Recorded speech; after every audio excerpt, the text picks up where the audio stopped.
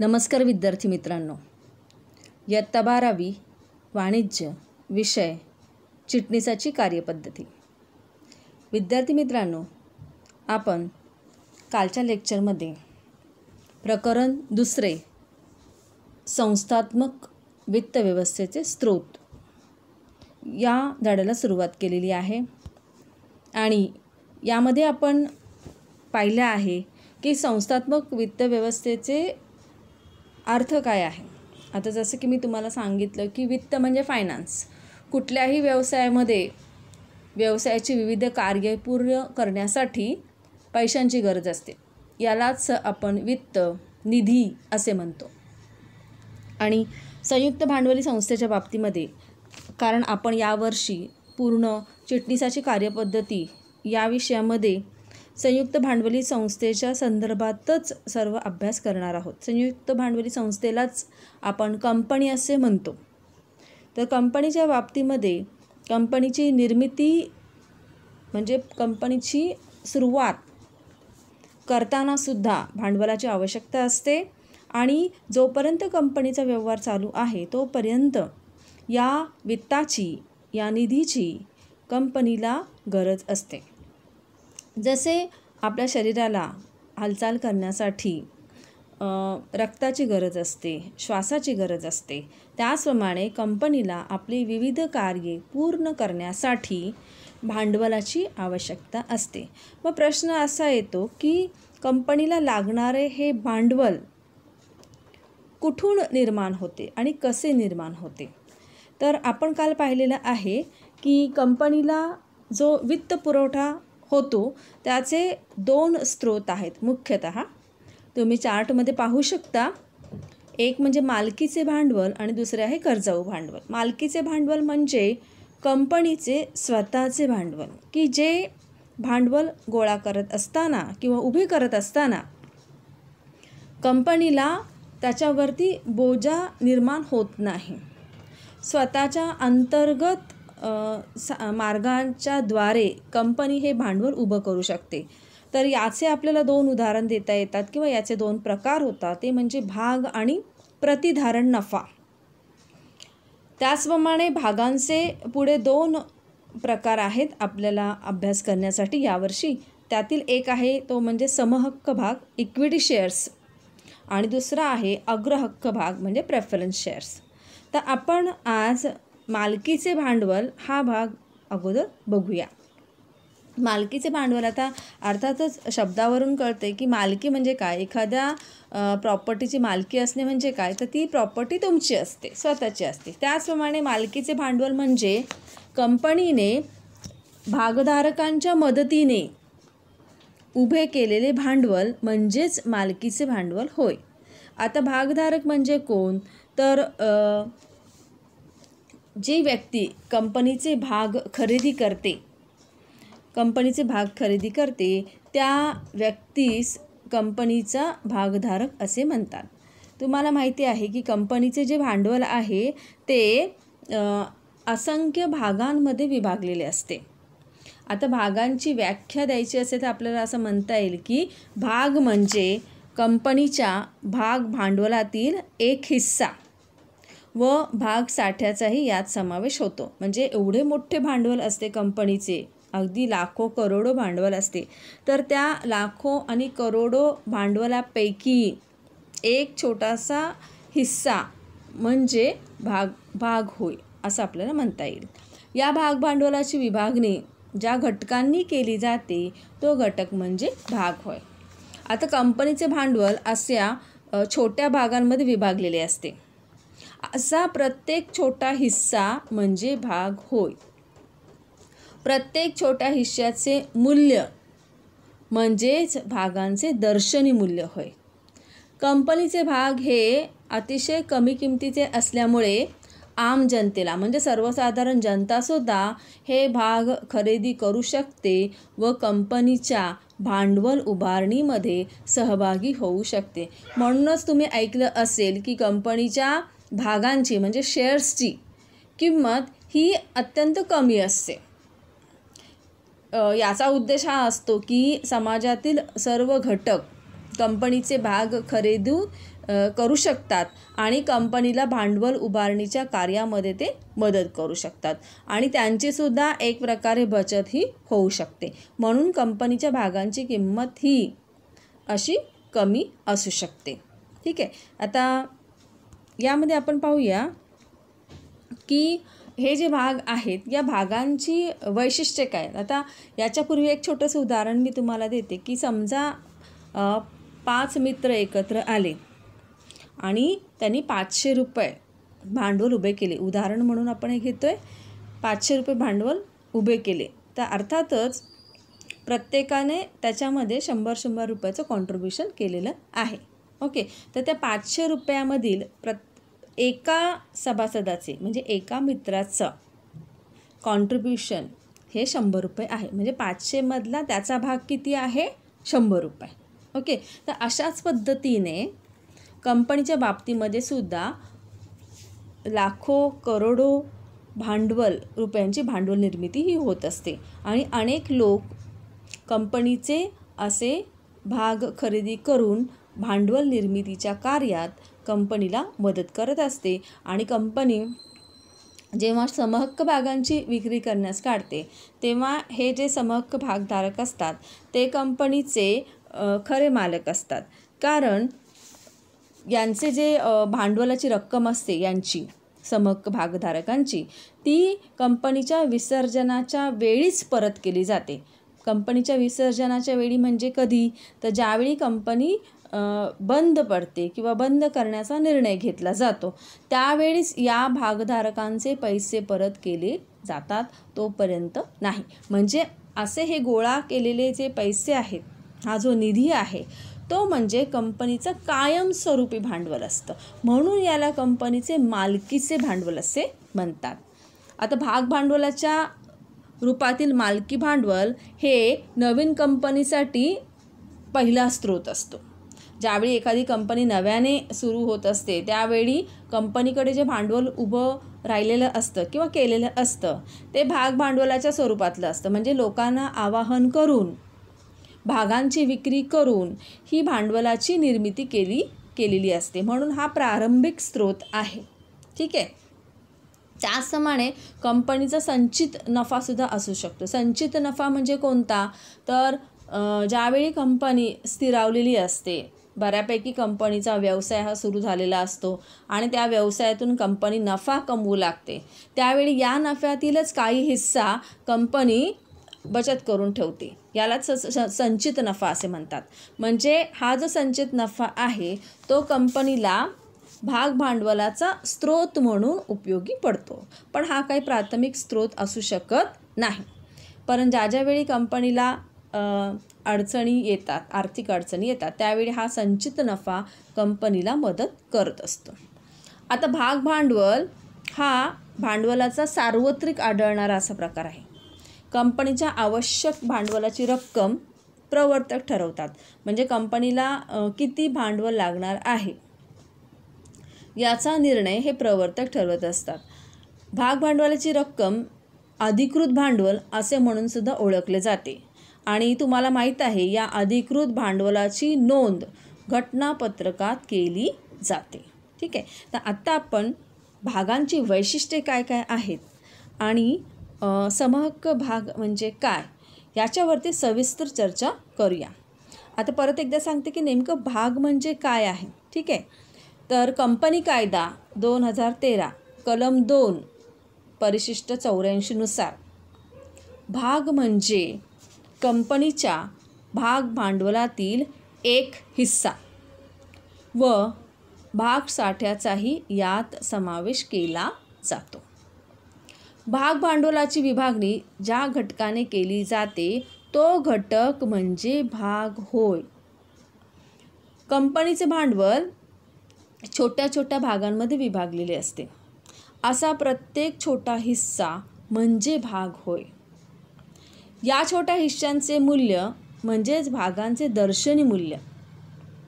कंपनीचे भाग हे कमी किमतीचे असल्यामुळे सर्वसाधारण जनता भाग खरेदी करून कंपनीच्या भांडवल उभारणीमध्ये सहभागी होऊ शकते. ठीक आहे. कोणतीही व्यक्ती स्वतःच्या इच्छेनुसार कितीही भाग खरेदी करू शकते, याला कोणतीही मर्यादा नाही. जर समजा मला वाटले एखाद्या कंपनीचा एक भाग 100 रुपयाचा असेल, तर कोणतीही व्यक्ती आपापल्या इच्छेनुसार 2 भाग खरेदी करू शकेल, 3 भाग खरेदी करू शकेल. 2 भाग खरेदी केले तर त्या व्यक्तीला 200 रुपये द्यावे लागतील. 5 भाग खरेदी करायचे असतील तर 500 रुपये द्यावे लागतील, कारण एक भाग आहे 100 रुपयाचा. ठीक आहे. तर या पूर्ण कंपनीच्या भांडवलातील लहानात लहान हिस्सा म्हणजे 100 रुपयाचा आहे. तर प्रत्येक व्यक्ती आपापल्या इच्छेनुसार, ऐपतीनुसार कंपनीचे भाग खरेदी करू शकतात. जी व्यक्ती असे भाग खरेदी करते त्याला भागधारक अथवा कंपनीचा सदस्य असे संबोधले जाते. लक्षात ठेवा, जी व्यक्ती कंपनीचे भाग खरेदी करते त्याला कंपनीचा भागधारक किंवा कंपनीचा सदस्य असे म्हटले जाते. ठीक आहे. आता आपण थोडक्यात भागांची वैशिष्ट्ये काय काय आहेत ते बघूया. मुळात भाग म्हणजे भाग भांडवलाचा छोटासा घटक आहे. समजा 5 लाख एखाद्या कंपनीचं भाग भांडवल असेल आणि एक भाग जर 100 रुपयाचा असेल तर त्या 5 भागामधला 5 लाखामधील एक भाग समजा एकाने घेतला असेल तर त्या व्यक्तीचा त्या 5 लाखामध्ये त्याचं कॉन्ट्रिब्युशन किती आहे? 100 रुपये. ठीक आहे. आता भाग खरेदी करून मालक झालेल्या व्यक्तीला भागधारक असे म्हणतात.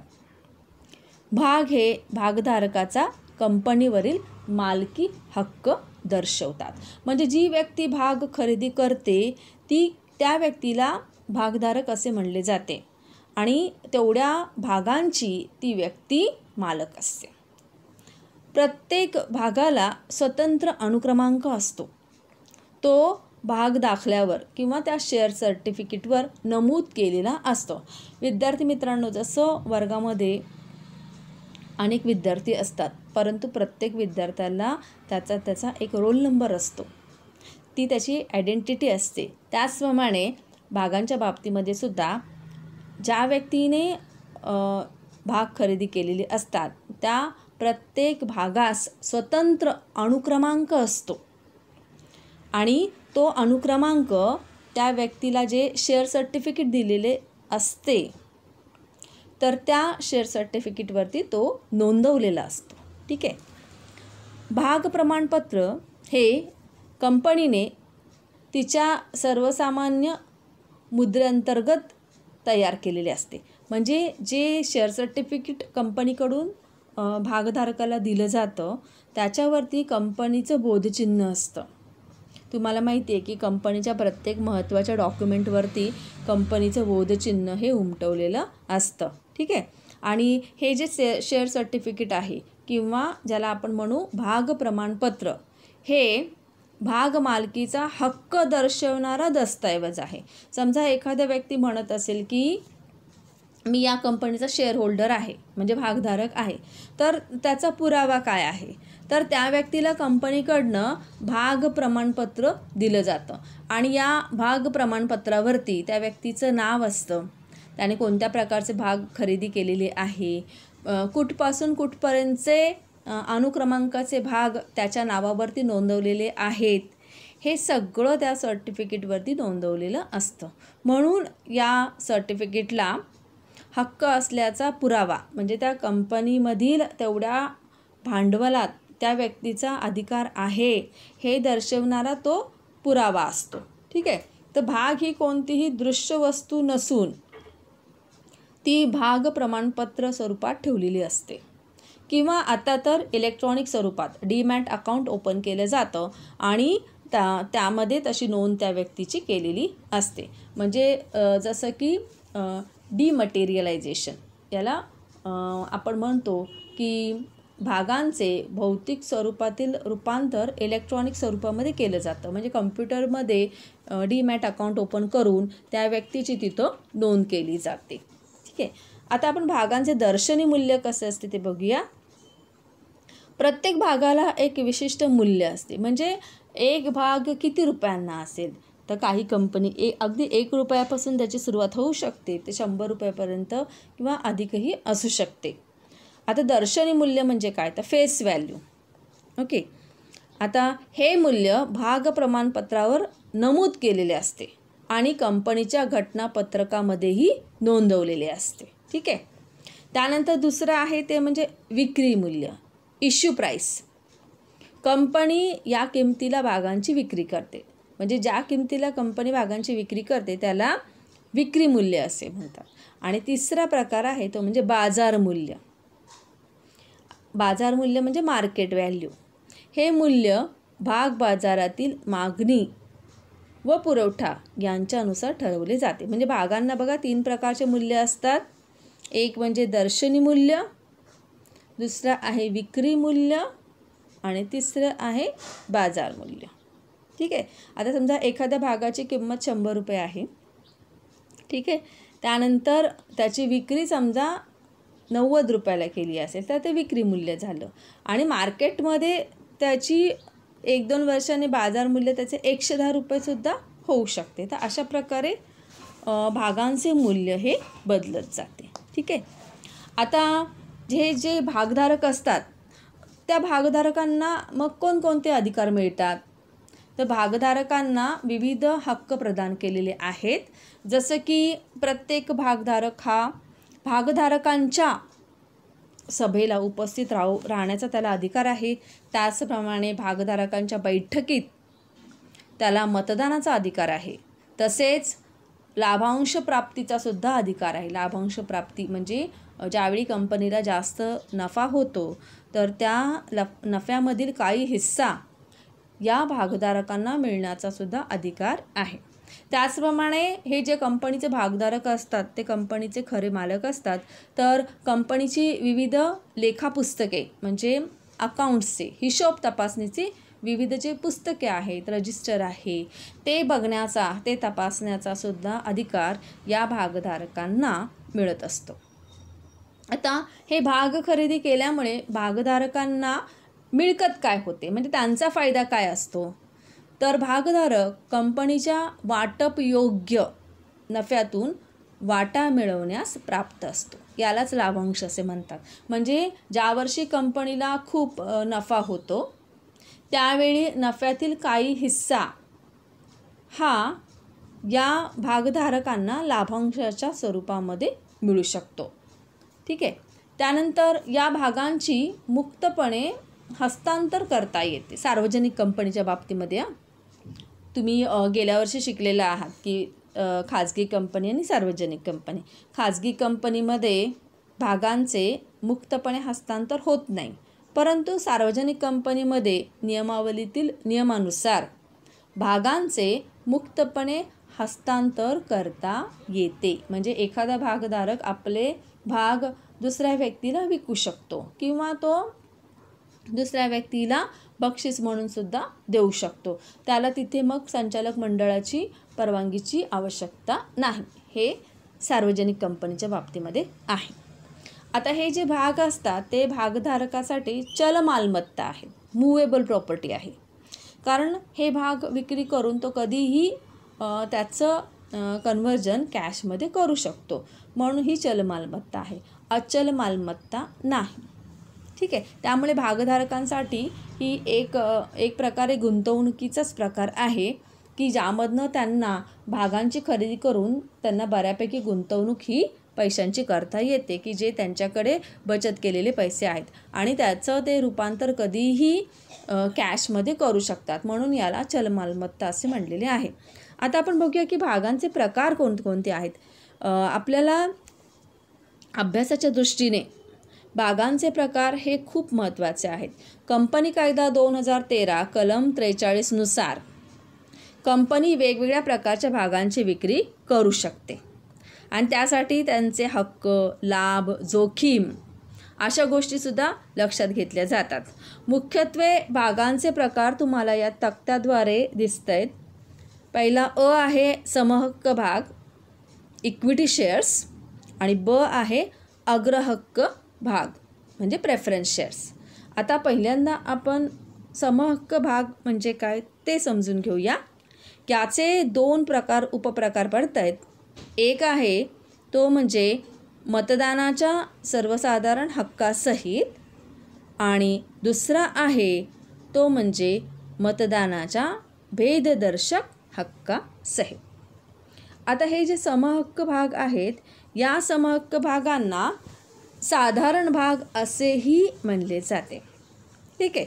आता कंपनी कायद्यानुसार समहक्क भागांची व्याख्या जर सांगायची असेल तर आपल्याला असं म्हणता येईल, समहक्क भाग म्हणजे असे भाग जे अग्रहक्क भाग नसतात. अतिशय सोपी व्याख्या आहे. समहक्क भाग म्हणजे असे भाग जे अग्रहक्क भाग नसतात. ठीक आहे. आता आपण या समहक्क भागांबद्दल त्याची विविध वैशिष्ट्ये काय काय आहेत ते पाहूया. आता पहिल्यांदा बघा की उद्योग व्यवसायासाठी जे मूलभूत भांडवल लागते, अगदी पायाभूत सुरुवातीला, त्याचा महत्त्वाचा स्रोत किंवा महत्त्वाचा मार्ग म्हणजे समहक्क भागांची विक्री करून उभे केलेले भांडवल. समहक्क भागांकडेच कंपनीचा मालकी हक्क असतो. म्हणजे अर्थातच ज्या लोकांनी समहक्क भाग खरेदी केलेले आहेत असे भागधारक हे कंपनीचे खरे मालक असतात, कारण त्यांच्याकडे कंपनीचा मालकी हक्क असतो. त्याचबरोबर हे जे समहक्क भागधारक आहेत ते जोखीमसुद्धा उचलतात, व्यवसायामध्ये येणारी जोखीमसुद्धा उचलतात. कंपनी विसर्जनानंतर सर्व गुंतवणूकदारांची रक्कम प्रथम परत केली जाते आणि उर्वरित रक्कम समहक्क भागधारकांना दिली जाते. म्हणजे ज्यावेळी कंपनीचं काही कारणास्तव विसर्जन होते, म्हणजे कंपनी बंद करण्याची वेळ येते, त्यावेळी प्रथम इतरांचे जे पैसे असतील किंवा जे गुंतवणूकदार असतील त्यांची रक्कम परत केली जाते. ठेवीदार असतील म्हणा, कर्जरोखेधारक असतील म्हणा, त्यांचे पैसे कंपनीतले अगोदर दिले जातात आणि त्यानंतर उर्वरित जी रक्कम आहे म्हणजे सगळ्यांची देणी देऊन झाल्यानंतर समहक्क भागधारकांना त्यांची रक्कम ही दिली जाते. म्हणून या समहक्क भागधारकांना मालमत्ता व लाभांशाचे अवशेष भागांचे हक्कदार असे म्हटले जाते. लक्षात घ्या, या समहक्क भागधारकांना काय म्हटले जाते? मालमत्ता व लाभांशांचे अवशेष भागांचे हक्कदार. अवशेष म्हणजे उरले सुरलेले पैसे मिळण्याचा अधिकार कोणाला आहे? या समहक्क भागधारकांना. कारण हे कंपनीचे खरे मालक आहेत आणि खरे मालक असल्यामुळे तुम्हाला माहिती आहे की जी व्यक्ती मालक असते ती आधी काय करत असते, तर जे इतरांची जी देणी वगैरे असतील व्यवसायासाठी आपण घेतलेली ती अगोदर पूर्ण केली पाहिजेत. आपण इतरांकडनं जे काही पैसे घेतलेले आहेत, कोणाची काही बाकी आहे, इतर काही जबाबदाऱ्या आहेत, बिल आहे, ते आधी पूर्ण दिलं पाहिजे, पेड केलं पाहिजे आणि ते देऊन मग जर काही पैसे उरत असतील म्हणजे उरलेले, त्याला अवशेष भाग म्हटलेले आहे, तर त्याच्यावरती हक्क कोणाचा असतो? तर या समहक्क भागधारकांचा असतो. ठीक आहे. समहक्क भागधारकांसाठी कोणतीही निश्चित अथवा बांधिलकी असलेला भार कंपनी उचलत नाही. ठीक आहे. लाभांशाचा दर हा नियामक मंडळाने ठरवल्यानुसार दिला जातो. म्हणजे लाभांशाचा दर हा कंपनीचे नियामक मंडळ आहे ते ठरवत असतात. समजा एखाद्या वर्षी कंपनीला कमी नफा झाला तर समहक्क भागधारकांना कमी लाभांश दिला जातो व तोटा झाला असेल तर लाभांश दिलासुद्धा जात नाही. म्हणजे बघा कंपनीची आर्थिक स्थिती कशी आहे यावरती आधारित ह्या समहक्क भागधारकांना मिळणारा लाभांश असतो. म्हणजे जर कंपनीला चांगला नफा झाला, फायदा झाला, अधिक पैसे कंपनीकडे आले असतील नफ्याच्या स्वरूपामध्ये, तर या भागधारकांना चांगला लाभांश हा दिला जातो. पण समजा दुर्दैवाने कंपनीला तोटा झाला असेल तर लाभांश दिला जात नाही. अशा प्रकारे समहक्क भागधारकांचे भाग्य कंपनीच्या चढ उतारांशी जोडलेले असते. ठीक आहे. म्हणजे जर कंपनीला चांगला फायदा झाला तर यांनाही फायदा होतो, लाभांश यांना वाढवून मिळतो आणि जर कंपनीला तोटा झाला तर यांना लाभांश मिळत नाही किंवा जास्तीची जोखीम त्यांना उचलावी लागते. आणि या कारणामुळेच या समहक्क भांडवलाला साहसी भांडवल किंवा जोखमीचे भांडवल असेही म्हणतात. समहक्क भागधारकांना खरा जोखीम पत्करणारा गुंतवणूकदार असे म्हटले जाते. कारण हा जो समहक्क भागधारक आहे तो ती रिस्क घेतो की व्यवसायामध्ये फायदा होईल की तोटा होईल हे आपण सांगू शकत नाही. तरीसुद्धा समहक्क भागधारक समहक्क भागांची खरेदी करतो आणि भागधारक होतो. कंपनीला भांडवल निर्मितीसाठी मदत करतो. तो आपल्याला व्यवसायामध्ये नफा होईल की तोटा होईल याची पर्वा करत नाही, याचा विचार करत नाही. म्हणूनच त्याला जोखीम पत्करणारा भागधारक असे म्हटले जाते. ठीक आहे. आता आपण काही समहक्क भागांची वैशिष्ट्ये पाहूया. यामध्ये पहिले वैशिष्ट्य आहे ते म्हणजे कायमस्वरूपी भागभांडवल. समहक्क भाग हे न परतफेडीचे भाग आहेत. कंपनी विसर्जनानंतर समहक्क भागांची रक्कम परत दिली जाऊ शकते. म्हणजे समहक्क भागांची ज्या गुंतवणूकदारांनी खरेदी केलेली असते ते समहक्क भागधारक. तर या समहक्क भागधारकांची जी रक्कम आहे जी त्यांनी भागांमध्ये गुंतवलेली आहे ते न परतफेडीचे भांडवल आहे. म्हणजे त्याची परतफेड करावी लागत नाही. ठीक आहे. समहक्क भागांची रक्कम कंपनीच्या जीवनकालामध्ये परत दिली जात नाही. मग कधी दिली जाते तर याची परतफेड कंपनीच्या विसर्जनानंतर करता येते. म्हणजे ज्यावेळी कंपनी बंद करण्याचा निर्णय घेतला जातो किंवा काही कारणास्तव कंपनीचे विसर्जन होते त्यावेळीच या समहक्क भागधारकांना त्यांची रक्कम ही परत मिळू शकते. म्हणजे अशा प्रकारे समहक्क भागधारक कंपनीला दीर्घ मुदतीचे व कायमस्वरूपी भांडवल उपलब्ध करून देतात. ठीक आहे. हा पहिला मुद्दा झाला वैशिष्ट्यांच्या बाबतीमध्ये. आता दुसरा आहे तो म्हणजे अस्थिर लाभांशाचे दर. तर समहक्क भागांसाठी कंपनीने लाभांशाचा कोणताही दर निश्चित केलेला नसतो. म्हणजे असं नसतं की समहक्क भागधारकांना भाग खरेदी करतानाच सांगितलं जातं सुरुवातीला की तुम्हाला 2% किंवा 4% दराने लाभांश दिला जाईल. असं कुठलंही प्रॉमिस केलं जात नाही. मग लाभांशाचा दर हा कसा ठरतो तर एकूण नफ्यानुसार तो कमी जास्त होत असतो. जर कंपनीने जास्त नफा कमवला असेल एखाद्या वर्षी आर्थिक वर्षी तर लाभांशाचा दर अधिक दिला जातो. आणि जर नफा अपुरा असेल तर व्यवस्थापक लाभांशाचे वाटप लांबणीवर सुद्धा टाकू शकतात. समहक्क भागधारक लाभांशासाठी व्यवस्थापकांवर सक्ती करू शकत नाहीत. म्हणजे समहक्क भागधारक कंपनीचे जे संचालक मंडळ आहे किंवा व्यवस्थापक आहे यांच्यावर कोणत्याही प्रकारची सक्ती करू शकत नाहीत की आम्हाला लाभांश पाहिजेच म्हणून. ठीक आहे. तर समहक्क भागधारकाचा लाभांश हा निश्चित नसतो. त्यामध्ये नेहमी चढ उतार होत असते.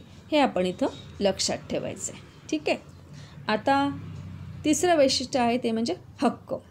तर या समहक्क भागधारकांना 4 प्रकारचे हक्क दिलेले आहेत. पहिला आहे तो म्हणजे मतदानाचा हक्क. ब आहे तो म्हणजे नफ्यामधील सहभागाचा हक्क. क आहे तो म्हणजे लेखापुस्तकांच्या तपासणीचा हक्क. आणि ड आहे तो म्हणजे भागांच्या हस्तांतरणाचा हक्क. आता हे जे समहक्क भागधारक आहेत त्यांना मतदान करता येते. म्हणजे ज्यावेळी या समहक्क भागधारकांची सभा असते त्यावेळी काही प्रस्ताव मंजूर करायचे असतील तर त्यांना घटना दुरुस्ती असेल म्हणा किंवा नियमावलीमध्ये दुरुस्ती करायची असेल तर अशा वेळी त्यांना मतदानाचा हक्क हा दिला आहे. त्याचप्रमाणे आणखीन एक महत्त्वाचा हक्क आहे तो म्हणजे नफ्यामधील सहभागाचा हक्क. समहक्क भागधारकांना नफ्यात वाटा मिळवण्याचा हक्क आहे. जो लाभांश म्हणून वितरित केला जातो. ठीक आहे. तर या समहक्क भागधारकांना ज्यावेळी कंपनीला जास्त नफा होतो त्यावेळी मोठ्या लाभांशाचा सुद्धा फायदा घेता येतो. त्यानंतर तिसरा हक्क आहे तो म्हणजे लेखापुस्तकाच्या तपासणीचा हक्क. कंपनीची जी हिशोबाची पुस्तकं आहेत, लेखा तपासणीची पुस्तकं आहेत, तर हे जे समहक्क भागधारक आहेत ते त्या कंपनीचे मालक आहेत. त्यामुळे ही पुस्तकं तपासण्याचा हक्क या समहक्क भागधारकांना आहे. आणि शेवटचा दिलेला आहे तो म्हणजे भागांच्या हस्तांतरणाचा हक्क. समहक्क भागधारक नियमावलीतील नमूद केलेल्या तरतुदीनुसार समहक्क भागधारकांना हस्तांतरणाचा हक्क ते उपभोगू शकतात. म्हणजे त्यांना आपल्या भागांची विक्री करायची असेल तर ते तसे करू शकतात. ठीक आहे. तर नियमावलीमध्ये त्यासाठी तरतूद असणं गरजेचं आहे. तर आपण आज हे समहक्क भागांची काही वैशिष्ट्ये अभ्यासली आहेत. पुढच्या तासाला आपण समहक्क भागांची उर्वरित वैशिष्ट्ये जी आहेत त्यावरती सविस्तर चर्चा करूया. तोपर्यंत खुश राहा, स्वस्थ राहा आणि सुरक्षित राहा. Good bye students. थँक्यू.